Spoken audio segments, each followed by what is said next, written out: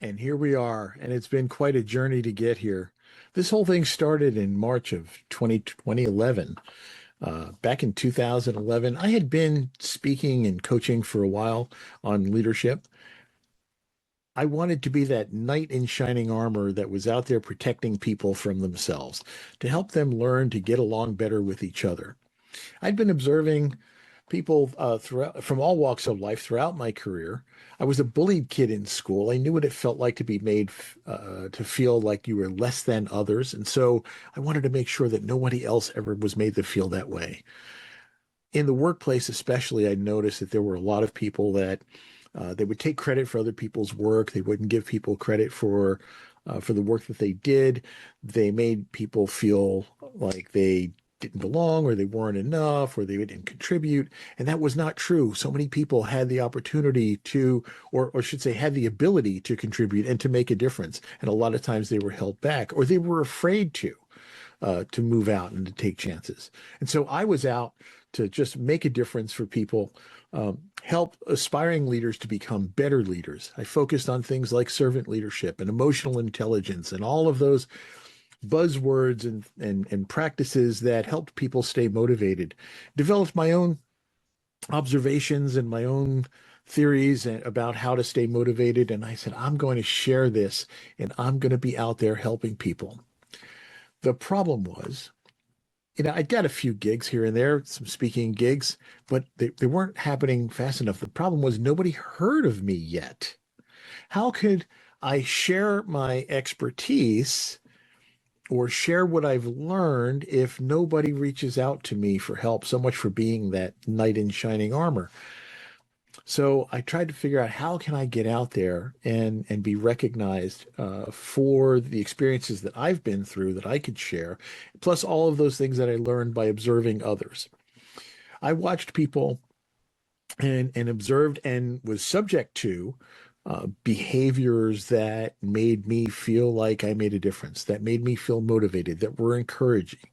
I also experienced, unfortunately, those types of behaviors that were more demoralizing or belittling. And so I knew which of those behaviors I wanted to emulate and which ones I wanted to share and to help people to adopt so that we can all work better together. And oh, by the way, this passes over onto interpersonal relationships too, not just in the workplace.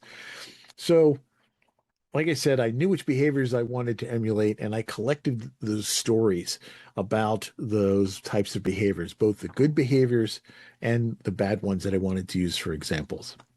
And so I got out there on social media.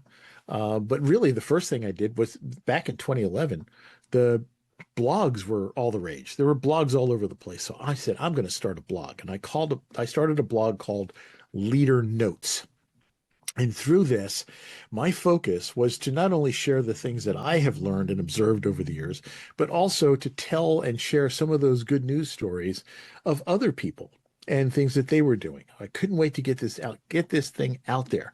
And so I started a blog, called it Leader Notes, and I'm going to read to you my introduction that I put on the top of that page. And it says, no matter where you go, you encounter great leaders and not so great leaders. Sometimes leaders have official positions, and sometimes they're just average members of society. Each of us is a leader in the way that we have the potential to impact others around us. I thought, wow, that is really, that should be impactful. That will help to get people's attention. And then to add to that, I pulled one of my favorite quotes, this one from Charlotte Joko Beck, and I used it as a subtitle of my blog. And I'm going to read this to you as well.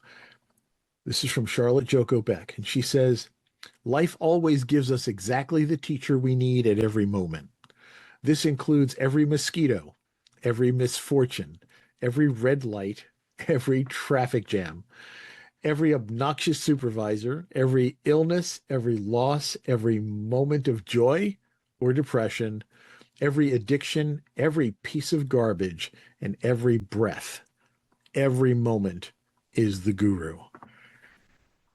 has always inspired me as being just so incredibly profound, and that we can learn so much from everything around us and everything that transpires, both the good things that happen and the bad things that happen. That everything is an opportunity for us to learn. So I said, man, this is going to be great. I'll be able to uh, get attention. I'll write posts that'll enlighten the world. They'll change behaviors everywhere. It will be great. So one of the first things I did was I did a blog that highlighted kind of a negative behavior. And it was about a cruise director on a cruise ship that we had encountered. And what happened was, when we complimented the cruise director on the behaviors and the workmanship and the encounters that we had with his activity staff, instead of accepting the compliment about his staff, instead, he said they don't work half as hard as others on this ship, and proceeded to complain about their performance. You don't do that. You don't do that to guests on the cruise. You don't do that to your customer base, but you should never do that anyway. I thought, wow, what a classic example of really bad supervisory behavior, right? How do you not support your own people, at least publicly? So I put out this blog and I said, boy, here goes. Everybody's going to find this. It's going to be great. And I was so super, super excited. I went, wow, look at that. I've got 5 views already in just a few days. I got 5 views on my blog. One of them was my wife. The other four were me checking to see if anybody's read my blog post yet. Oh, maybe that was a little discouraging, but let's keep trying. So I kept it up.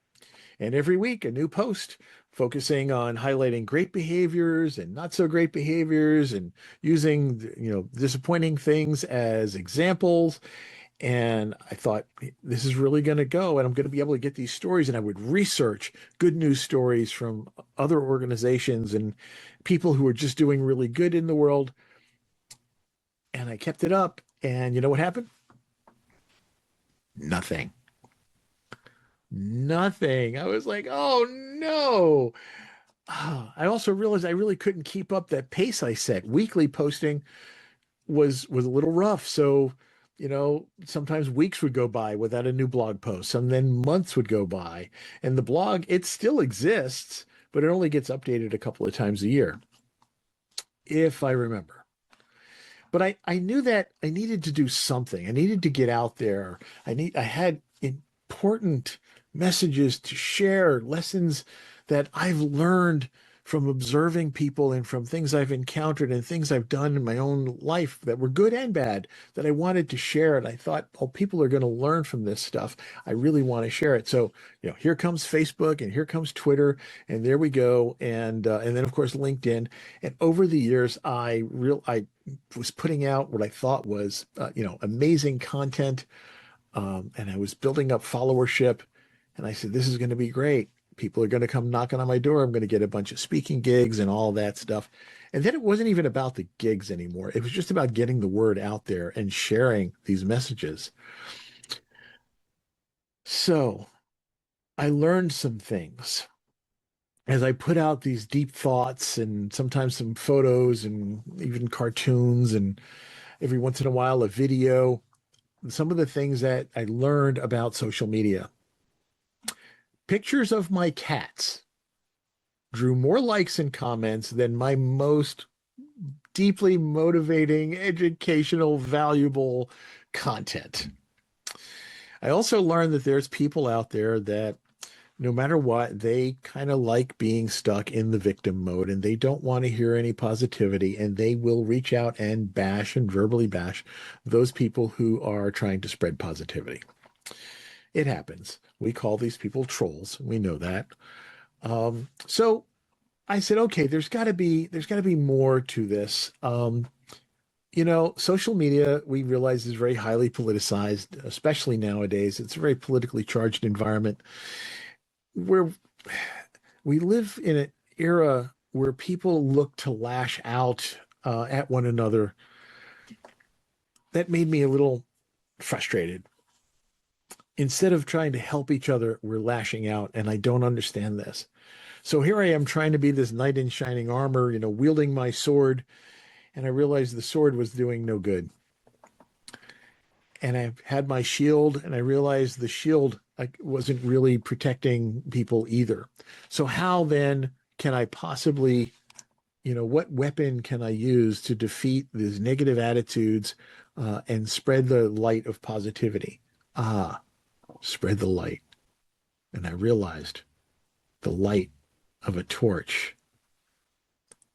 I learned this from the old classic monster movies. When they were going after the monster and trying to find the monster or trying to keep the monster at bay, their weapon of choice was a torch. And it wasn't because of the fire, it was because of the light. Because the things we fear are the things that live in darkness, the things that we don't understand, the things that we don't see well. So bringing a torch and bringing the light helped us to illuminate what it was that we were facing, and we realized maybe our fears were not as founded as we thought they were. So the torch became kind of my symbol and my realization of what we needed to do. So now, how do I share that light? I look for ways that I can get out there, and the blog and the social media still kind of kept going, but really, what can I do? Podcasts. During COVID, I got involved in a weekly internet radio show called Business Talk Radio. I did 30 some odd episodes where I shared messages of positivity, and I would research stories about people just doing really good things in the world, altruistic, beneficial things for other people. And I thought, wow, this will be great. I did 34 episodes, and unfortunately, there were no listeners. So I said, okay, maybe I need to go where the listeners are. And I went out there as a guest. I offered myself as a guest on podcasts. Let's talk. Ultimately, I was invited as a guest on a show called Positive Talk Radio. And I really enjoyed doing that. On that show, we interviewed, it was Kevin McDonald and we would interview people who were from all walks of life, doing all kinds of things, surviving adversity, but mostly doing beneficial things for others. And that was really, I thought this was very inspiring. It got unwieldy to try to keep that show going. There was a lot going on. And I said, okay, at some point, I'm going to just get my own show out there at a pace that I can keep up. And so I thought about it for a while, and I kept thinking about how I can be out there and make a difference in some way, shape, or form. So I've been guesting on other podcasts. I got into several books. One is the Cracking the Rich Code book series. When I first got involved in that book series, I'm thinking, Rich Code. Well, that's not me. I'm not, the Wall Street guy, the business investor type guy. That's not what I'm about. But I learned that book series was focused on richness of life, and I said, oh, you know what? I have some messages there. And so I got involved and wrote some chapters in several of the Cracking the Rich Code book series. And then I got a call from this guy named Robert Jones. He said, hey, I've got a book that I'm doing called The Art of Connection. Connection, that's what I'm all about, interpersonal human connection. I'm doing this Art of Connection book, 365 days of inspirational quotes, and I'd like you to be part of it. And so it was just 365 different authors from around the world sharing their perspective on inspiration. I said, that sounds wonderful. And so I got involved in that book series because I knew that people from all around the world were going to pick up these books on inspiration. The next one was on transformation, then gratitude, and then abundance, and then more recently on resilience. People from around the world will pick these books up and they will read them, and maybe my words might make a difference for somebody. Just like the other 300 authors, 300 some odd authors in these books, those words might also make a difference for somebody. And didn't care so much whether or not it led to a speaking gig or a coaching job. It was more about getting the word out there and sharing whatever little inspirational messages that we could. Well, of course, those books only come out once a year. And I've been on a bunch of podcasts as a guest. And I actually co-host, as of this recording, I co-host the Cracking the Rich Code podcast, where we interview authors from that series. but it's still not reaching everyone that I would like to reach. So I said, I need to somehow maybe start my own podcast. So here we are.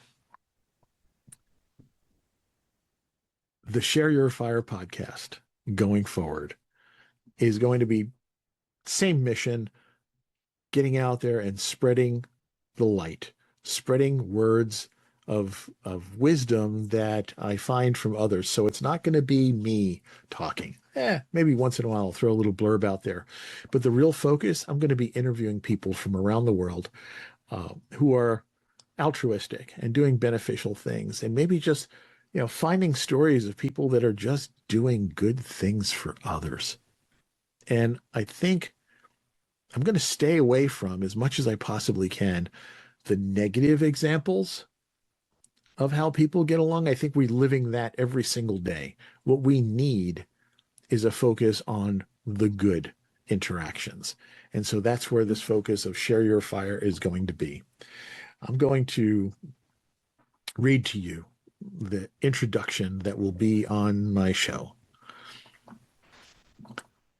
Each of us has a torch, a passion burning inside that helps ignite our motivation. When it's fed, the fire spreads and helps those around us keep their own torches shining bright. Our combined light can keep any monster at bay. On this show, we will bring together people from around the world, sparks of light and glowing embers with enlightening stories of kindness, success, and overcoming adversity, fanning the flames of love, compassion, and positivity, sharing their light to help those struggling in darkness.